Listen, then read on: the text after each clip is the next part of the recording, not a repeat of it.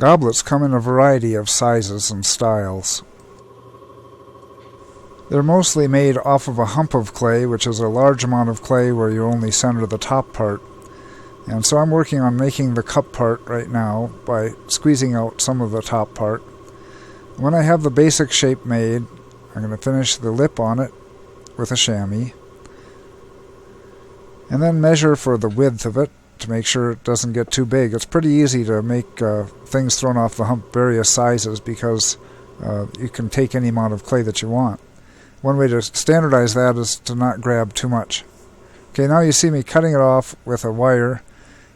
You can use a piece of fish line, you can use a piece of string on a cork, open end on one end, and that works well to cut off too. Okay, now I'm starting to shape the base of it, which I throw upside down. It's actually easier to make kind of a flared form than to try to trim out what would be left over if you work it the other way. You want the base to be about the same width across as the top, and I'm doing that visually this time, but you can also measure for that.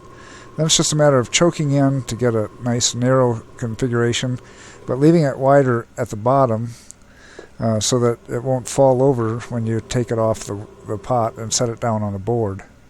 Also helps on attaching it later. One weakness of pots thrown on the hump is they tend to develop an S-crack right in the middle, and if you can compress that a little bit when you're working with it, both on the inside and out, that's a good thing. Okay, now since you're working with kind of a tall shape, it's good to attach it onto the wheel with pats of clay. You also want the lip to be very smooth, and if you add water to the lip, you can easily make it rough. Once you have it centered and started, I'm holding a finger on it to keep it from flopping off and trimming off the extra clay there, the curls of clay. And then I'll mark a little bit where it's going to go to, score it while it's turning usually. And now we've got the base of the goblet. It has a lot of extra clay in the middle, so I'll use a large loop tool and carve around with that, rotating it around to get rid of that extra weight that you don't really need to have.